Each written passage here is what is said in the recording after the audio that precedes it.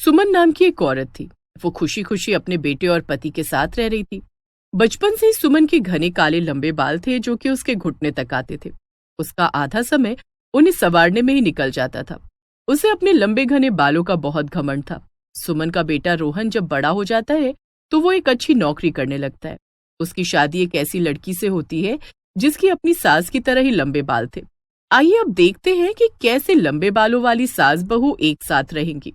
एक दिन शाम के समय जब सुमन अपने बालों में नारियल का तेल लगा रही थी, उसकी पड़ोसन चंपा वहां आ जाती है और सुमन से कहती है, अरे सुमन, कब तक ये अपने बाल ही संवारती रहेगी?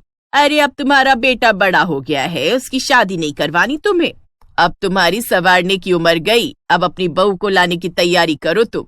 हाँ चंपा, करवानी तो है, मगर अच्छी लड़की ढूंढना इतना आसान थोड़ी है। अरे आजकल की लड़कियां कितना बिगड़ रही हैं। अरे वो सरला की बहू को देखो, शाम होते ही छोटे कपड़े पहनकर अपने पति के साथ क्लब जाने के लिए निकल जाती है। ये तो सही है। वैसे तुम ये अपने बालों में लगा क्या रही हो? अरे ये नारियल का तेल है जो मैंने घर पर ही बनाया है चंपा। मेरे लंबे बालों का यही तो राज है कि मैं कभी भी बाहर का कुछ खरीद कर नहीं लगाती बालों में। अरे बाहर की चीजों में जाने लोग क्या क्या मिला देते हैं। सही कहा तूने सुमन। वैसे मैं सोच रही थी कि क्या होगा अगर तेरी बहू के बाल भी तेरे जितने ही लंबे निकले तो। क्या? भला ये कैसे मुमकिन है?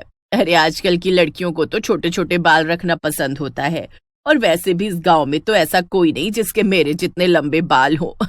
मेरे बाल सबसे अनोखे हैं। लेकिन तभी रोहन घर आ जाता है, वो भी एक लड़की के साथ। और कमाल की बात तो ये थी कि उस लड़की के भी बाल सुमन जितने ही लंबे थे। माँ, देखो कौन घर आया है, तुम्हारी होने वाली बहू प्रीति। रोहन की बात सुनकर तो सुमन और चंपा दोनों दंग रह जाती हैं। क्या? ये तू क्या कह रहा है रोहन?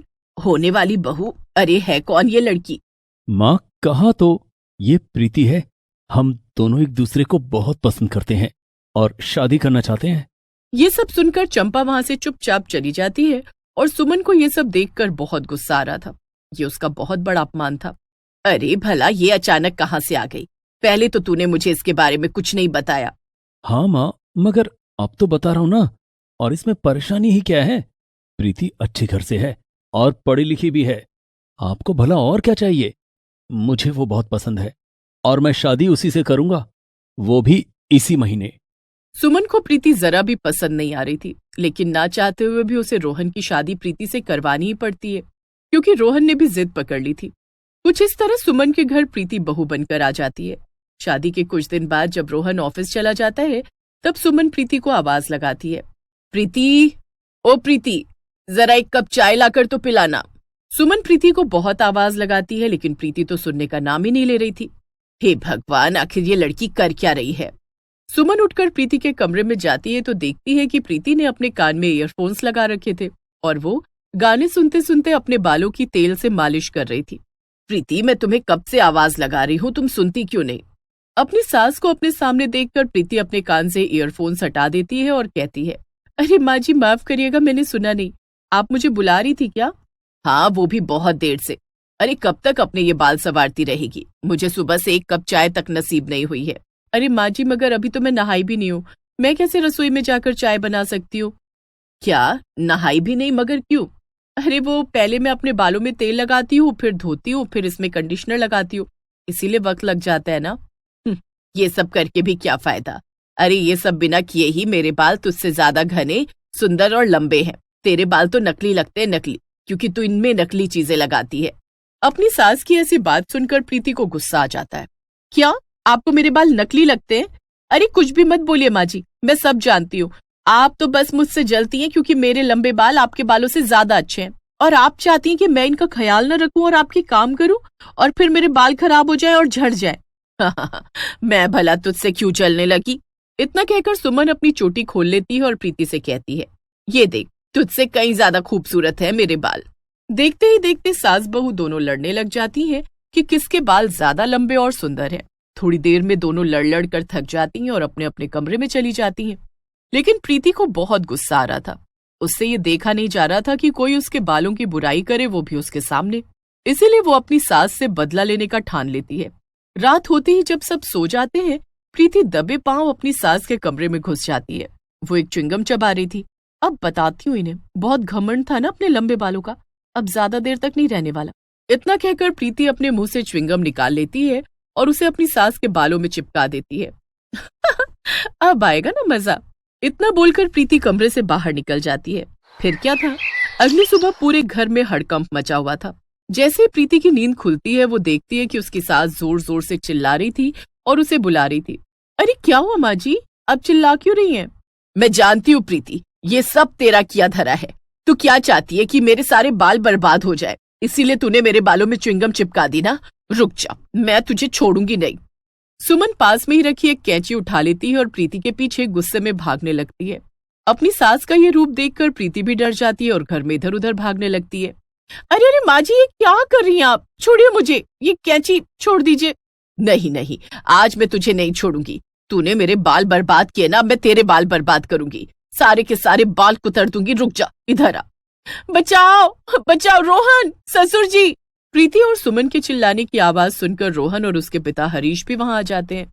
अरे सुमन, ये तुम क्या कर रही हो? बहू के पीछे ये कैंची लेकर क्यों भाग रही हो? आज मुझे कोई नहीं रोकेगा। इस प्रीति ने मेरे बालों में च्युइंगम लगाई ताकि मेरे सारे बाल काटने पड़ जाए। अब मैं इसके बाल काट डालूंगी। ये सुनकर रोहन और हरीश हैरान रह जाते हैं। क्या क्या तुमने सच में ऐसा किया प्रीति? ना ना नहीं रोहन, क्या तुम्हें मुझ पर यकीन नहीं? मैंने कुछ नहीं किया। मैं कह रही हूँ ये इसी ने किया है, मैं इसे छोड़ूंगी नहीं। सुमन फिर से प्रीति की तरफ दौड़ती है, लेकिन रोहन अपनी माँ को रोक लेता है। माँ, मेरे साथ चलो, मैं आपको बहुत ही महंगे और अच्छे पार्लर में ले चलूंगा। वहां आपके बाल सही हो जाएंगे और इन्हें काटने की भी शायद जरूरत ना पड़े।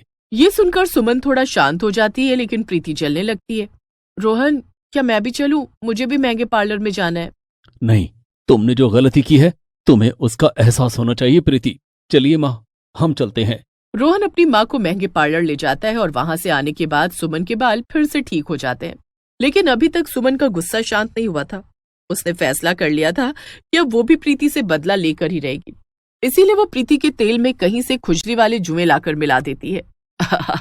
अब आएगा न मजा। सुमन के ऐसा करने के बाद जैसे ही प्रीति तेल लगाती है, उसे बहुत जोर से बालों में खुजली होने लगती है। ये इतनी खुजली क्यों हो रही है भला?